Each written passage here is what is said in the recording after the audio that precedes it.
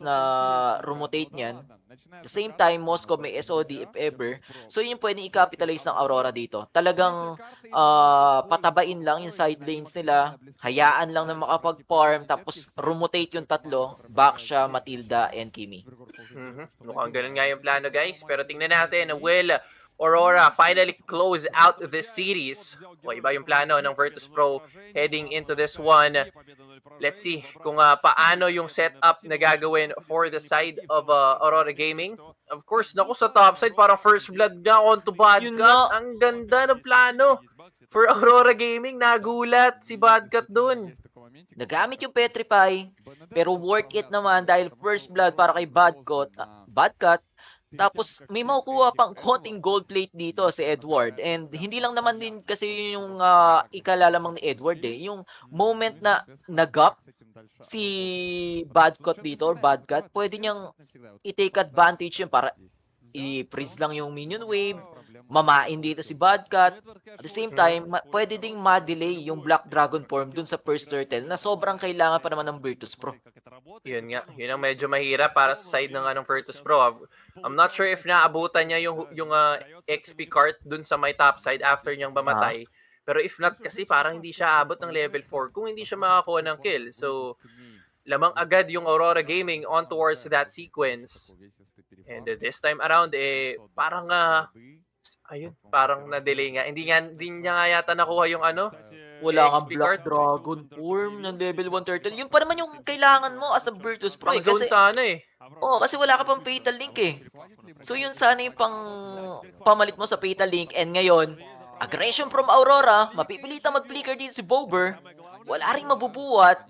And mas lamang pa ng level dito si Dangero. And top lane, actually nag-level 4 dito si Badcat Mukhang pinilit niyang i-cut lane kanina, which is worth it naman dahil meron ng dragon yung Virtus Pro. Okay, let's see this time. Ano magiging plano? Nilabas agad yung dragon pang zone together with Fangor. Pero ang layo yata masyado niyan at mukhang this time around makakabalik yung side ng Aurora. Pero hindi nila maibalik kasi may heavy spin naman available for the side of Virtus Pro. Dangerong matutulak. Ang ganda ng Electro Final Blow. Kaso nga lang yung damage parang bitin. Pipilitan silang umatras. Perfect match ko, connecta. Pero walang mamamatay for both of our teams as Virtus Pro lang ang makakakuha ng advantage doon as they get that turtle. Fortunately, hindi na kinumit ni Doming kahit yung SOD niya. Gold plate na lang yung naging punteriya niya doon sa bottom lane. Pero speaking of bottom lane, hinarangan siya dito ng Super Gorka. Makaka-out naman doon si Doming. Pero gaya nga ng sabi mo, objective for Virtus Pro, wala na kuha trade yung Aurora, puwera na lang doon sa gold plate ni Doming. Actually, medyo mauubos na pala yung gold plate doon sa baba. Yun nga yung problema. Nako, ubos na doon sa may bandang ibaba. And this time around, sobrang sagana, kumbaga dito si Doming kahit. Kasi alam niya na, lamang na siya against Super Gorka in terms of item. Though sa XP, hindi naman gano'n nagkakalayo. Chances are, iti-take advantage to ng Aurora Gaming. Speaking of taking advantage, ito yung time na pwedeng gamitin ng Aurora. Nakita ni Light na gumamit ng Fatal Link kanina si Fangor. That's around, meron pa ata silang few seconds para mas tapangan yung pag-rotate, lalo na't wala naman yung pambiglang Fatal Link.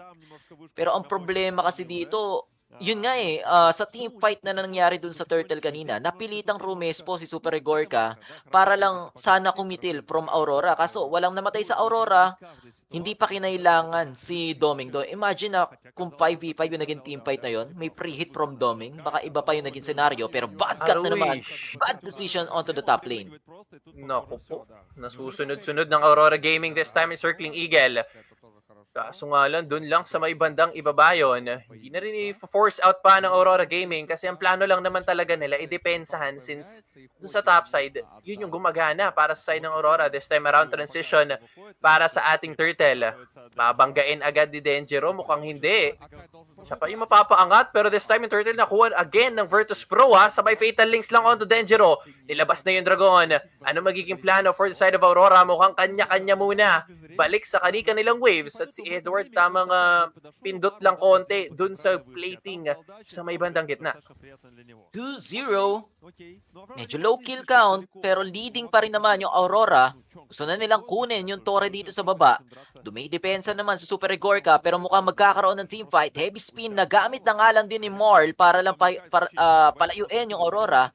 Naharang si Bober, pero 4 na miyembro ng Aurora yung nagsasama-sama. While onto the top lane, trabaho lang yung gagawin ni Edward.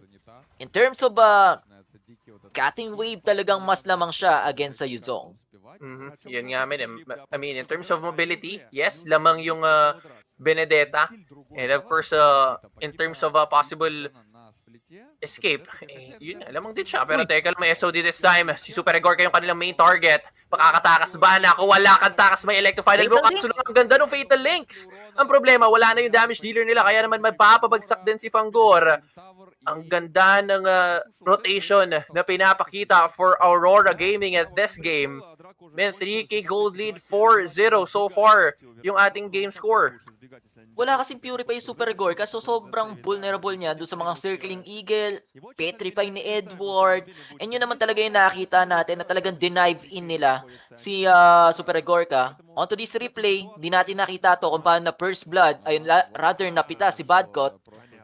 Ginamitan pala ng Petrify yung Electro Final Blow, and onto the bottom lane, after ng Circling Eagle, nung namatay si Super Gorka, may Fatal Link si Fangor, pero wala na kasi yung damage. Wala din yung Yuzong. At the same time, hindi naman ganun kasakit yung Akai at Zushin. So kahit sabihin natin 5 yung ma-Fatal Link ni Fangor, kung wala ng follow-up, parang useless lang din. Okay, this time lang na-force out agad yung Electro Final Blow for Edward. I think bigay na naman yata, pero sa top side, si Bodcat talaga yung binabanatan ng Aurora Gaming.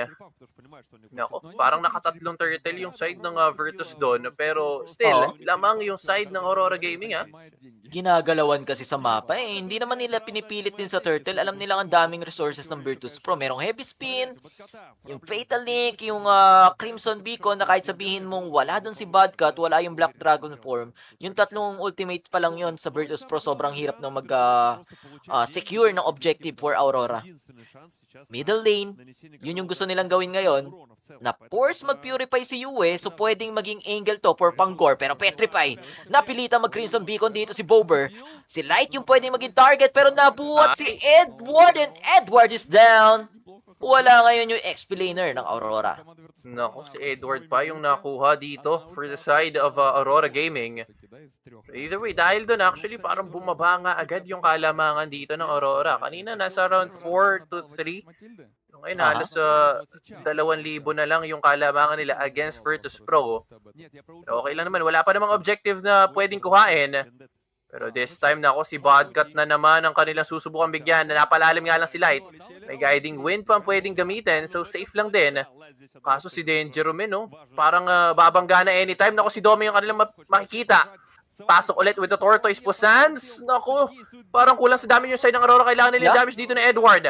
From the back row, si Edward nakakasana yung kanyang Electro Final Blow, pero napa-flicker palayo. This time si Bober.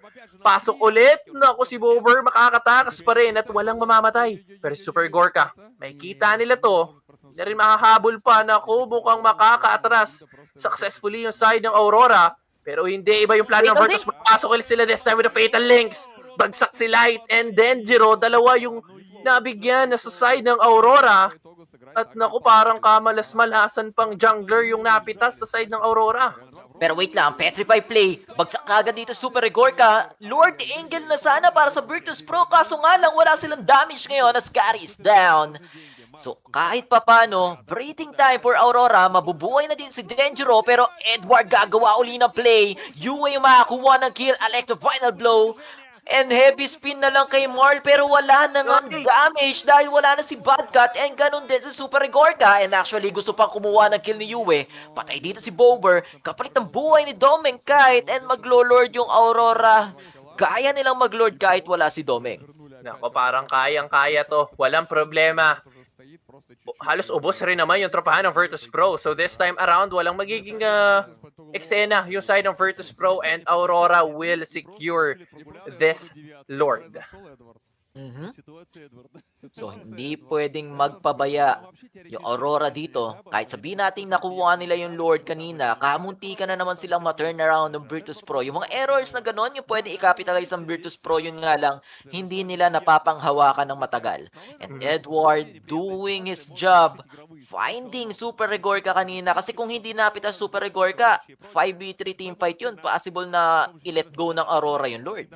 Pwede. Pero since ang ganda rin ng hawak for Aurora that time, and actually yung team fight before yung Lord take, yun talaga yung parang nail in the coffin dito ng Aurora Gaming to secure that Lord. Pero let's see this time, kalat sa mapa yung side ng Virtus Pro. Meanwhile, Aurora is looking to barge in dun sa may top side. Maganda yung pwesto ni Yue dito, parang pwedeng makahuli. Pero Torre lang ang magiging call for the side of Aurora Gaming. Meanwhile, sa baba, kasama naman pala ni Edward yung Lord. May Lord pa sa baba, yun nga lang problema, meron pang Holy Shield for Virtus Pro. So madidepensahan naman nila to. Hanap ngayon yung Aurora na ibang mababasag, and that will be the outer middle lane ng Virtus Pro. Naipit nga lang si Badcut, makakatakas naman. Hindi na force yung Black Dragon form, pero yung Crimson Beacon na gamit at Circling Eagle, tinamaan yung 4 na miyembro ng Virtus Pro.